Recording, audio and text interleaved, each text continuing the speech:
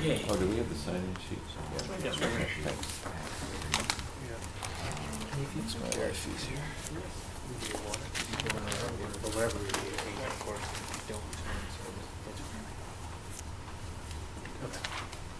It's just, it's not about that either, but you check.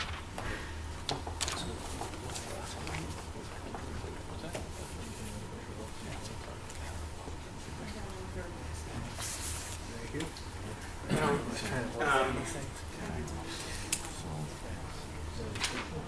That's really fine.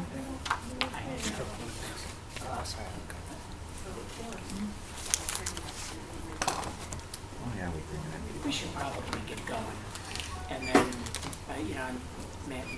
Yeah, you have a quorum. You have a quorum right now. Yeah, so Start whenever you I want. think we can get underway. Let's call the meeting to order. Thanks everybody for joining us. Matt Carroll hopefully will be in here momentarily, and Emmanuel Glover we think is coming. Wills. Yeah. Are we allowed to do I don't know. What's that? It's a public meeting. that? Yeah, I suppose. Don't know. It's okay.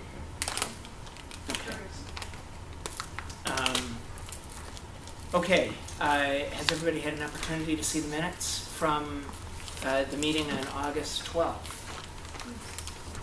Can I have a motion to accept those minutes? Second? Second. All in favor? Aye. Minutes are in. We've got a few members of the public here. I'll open the meeting for public comment if there is any. Mr. Chairman, I just wanted, Yes, Will. William Tarter, citizen, and just wanted to publicly say thank you to Brian and Todd in the work that they did in responding to some of the questions that were posed about the renovations at Progressive Field. One of the questions was around the use of public dollars and accessibility, and they were very responsive in getting answers and to those questions and concerns. So I want to just say thanks to the staff and to the Indians for their help in alleviating some of those concerns. Thank you. Thank you, Will. Very nice comment, and we think the world of our staff, and we appreciate the fact that the public appreciates the hard work they do too, and that they're very responsive. So thank you for that. Anything else from anybody else? If not, we'll move along to the executive director's report. Okay. I wanted to share with the board a couple projects that I'll be working on with the Indians in regards to the escalators and elevators within Progressive Field, as well as field lights. Each year, Major League Baseball comes in and does a field light survey, and I pass that sheet around here. You can pass it down two more if you wish. In the first page, we'll show you its foot candle numbers. Infield and outfield, they judge separately. That's page 1. Page 2 is going to show the trends from 2001 to 2015. Recommendations this year from Major League Baseball asked us to correct the fixtures output, make an attempt to, and relamp those, and also change out the capacitors within those field lights. We have 674 fixtures in place to date. There is a, right now we're currently working on an issue with the lenses, with each fixture. Osborne came in and did a measurement through those lenses and found that we're losing 30% capacity in those lenses. Also, GE came in and lended a hand as well as Osborne and stated that 14% of our lighting effect is due to capacitors. So basically there's a decrease of 44% light output.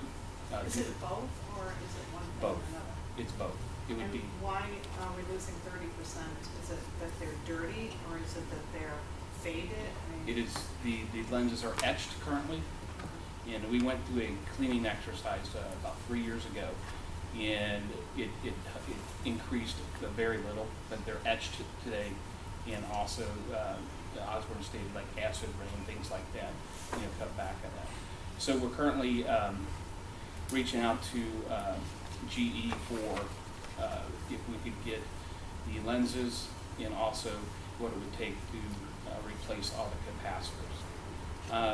Also, in the packet I gave you was an article with the Yankees who are moving to an LED fixture.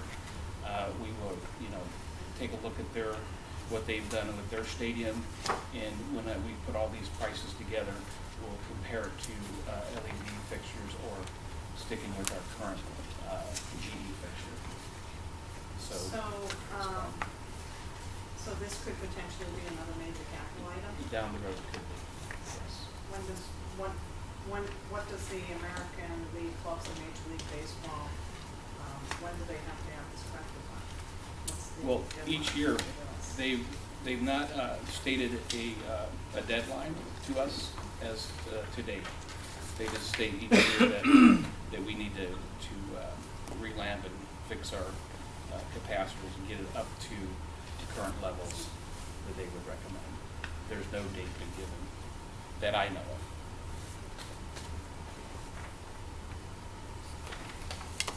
How has this work been funded annually to date?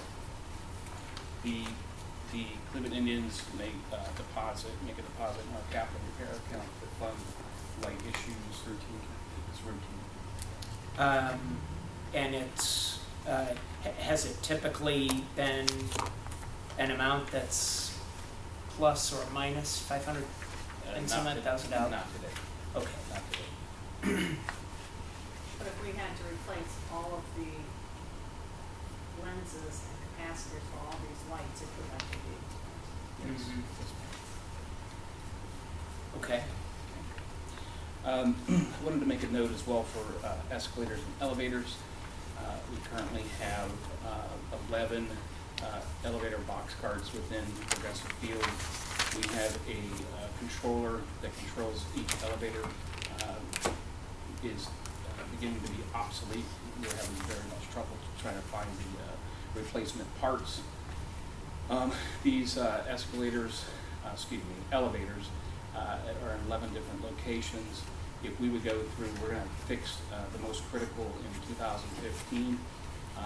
If we would go in and replace the 11, which is probably going to get on the radar for 2016 after we review this further, the cost for 11 elevators to replace those drivers would be $266,000. Now, you mentioned that you were having trouble finding parts for the existing elevators. Would the major capital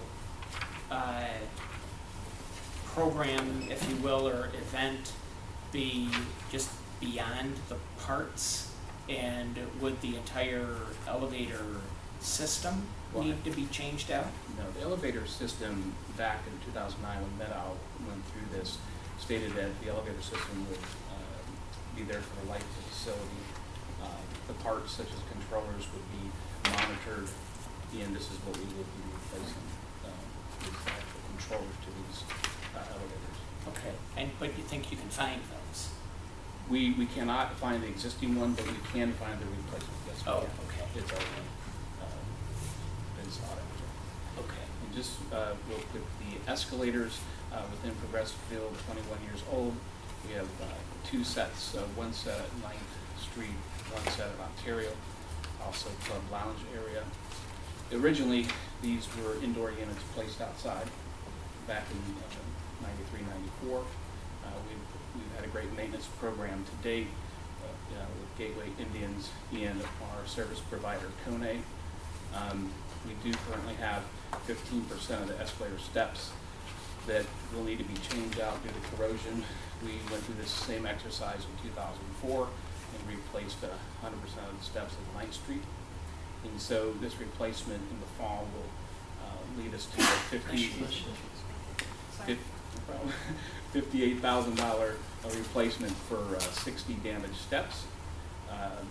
We will be bringing in a independent consultant, Shermer Elevator, which we've used in the past, who knows our systems from one side to the other, and he will give us existing conditions so we can know how to budget in 2016, and also give us a life expectancy report on the escalator units.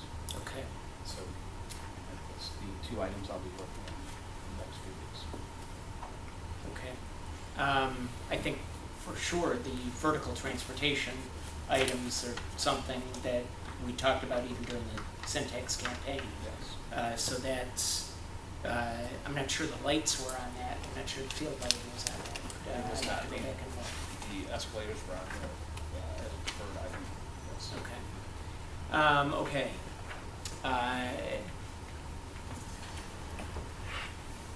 Phase 2 construction.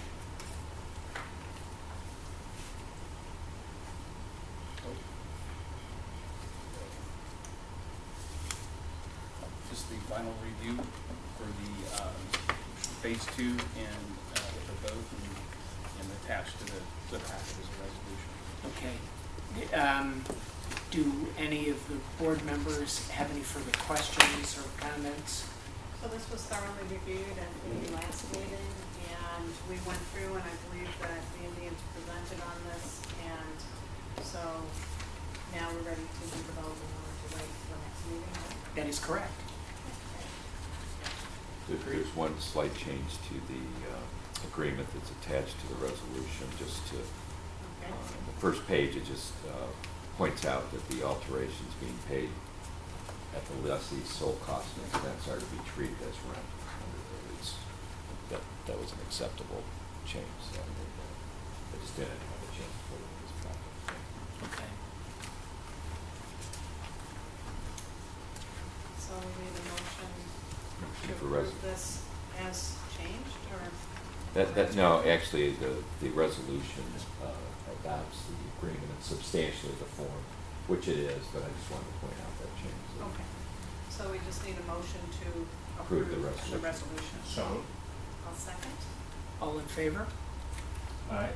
Any opposed? The measure passes.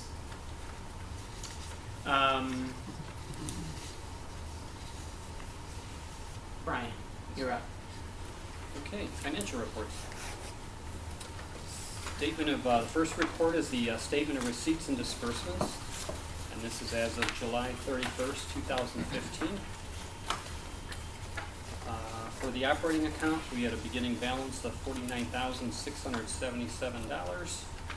We had receipts for the month of $1,083,040, and disbursements totaling $1,023,749.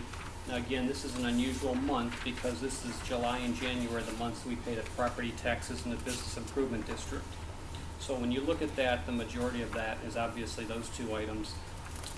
For property tax, that totaled $765,728 for the total teams plus the gateway parcel. And the business improvement was $65,177, which brought us a balance, the ending balance of $108,969 for the month. Now, I know I should know this at this point, but at this stage, the gateway parcel is only what we have commonly referred to over the years as the development parcel, right? That's correct. Yes. Okay. Everything else has been split up to ballpark and arena Yes, parcels. and this Okay. is a 50-50 split Right, parcel right, between the right. companies. Okay, okay. And if there's no questions, I can go to the ballpark capital account. We had a beginning balance of $88,857, and total receipts for the month of $127,875, and total disbursements of $143,172. So as of July 31st, we had a balance of $73,560. And again, just working with the team and the Indians, we meet monthly on that, go over a 11 by 17 set of about 10 pages of various bid package items. And just as we kind of have the bills come in, we work with the teams on receiving receipts and then processing the bills. And again, we meet and report on those items each and every month. If there's no questions, I can go to the next report, which is the estimated receipts and expenditures forecast, and this is for the period of August 1st through October 31st, 2015. Have a beginning balance of $108,969. Our anticipated revenues for that period is $621,921. The breakout of that is for Quicken Loan Arena, $292,950. For the Cleveland Indians, $328,971. Which would give us total disbursements, or before disbursements, $730,890, and after disbursements of approximately $620,583, we're looking at a balance of about $110,307 as of the end of October. Any questions on that? The next report. Again, keep in mind, I tried to get this more of a summary level report. There's actually about 5 pages of receipts and disbursements for the progressive field alterations count, but this is more of a summary level. And this summarizes a period from September 1st, 2014 through July 31st, 2015. In September, as of December 31st, 2014, we had total receipts and disbursements outgoing of $3.9 million. During 2015, we'd received receipts of $22,336,467 and dispersed $19,331,765. Again, for total combined years, I have $26,259,756 of receipts and disbursements of $23,255,011. And as of July 31st, we had a balance of $3,004,995. As of just, again, this is as of July 31st. Now we do have, through August, I think I have $2.2 million on here. A fair amount of requests for wire transfers have come through since then. And again, they're getting near the tail end of a lot of that.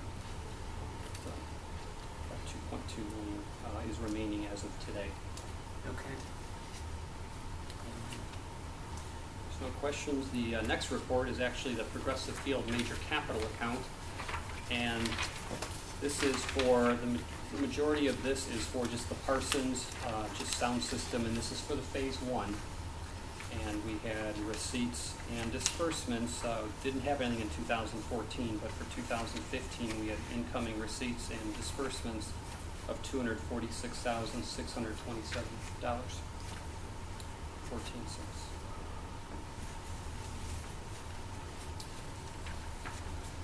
Any questions? The next report is, again, more of a summary level report, and I have the detail behind this. There's a couple. It's a Quicken Arena Major Capital Account. And for 2014, we had incoming receipts and disbursements of $13,644,727. And a total of receipts and disbursement in 2015 of $2,030,706.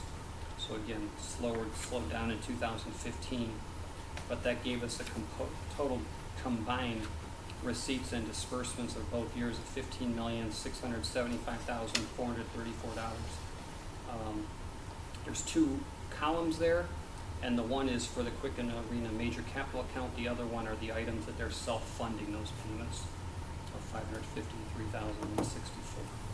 The stuff that they self-fund, they're still running through the major capital account? Yes. Okay. Yeah. And that's for the QTV video. Okay. Again, I have support for all of this on the accompanying pages, but I put a status up here as far as completion. And for CTG video production, it's 97.5% completed. Parsons Sound System is 100% completed. ANC Scoreboard, 98.1% complete. There's approved revisions and also parts warranty that the Cavs are paying on their end, self-funded. It's 20% completed. It's a total of $250,000, and in August we paid $50,000. For key contractors, again, 93.3% for the HVAC room and additional control room changes. Again, that funding. How do you determine the percentage of completion? Just with the total approved purchase order request that the teams had submitted to us in one of our last year meetings, and then we track it as far as where they go and what receipts and disbursements that we've received and dispersed out on that. And, Are there certificates of completion for each one?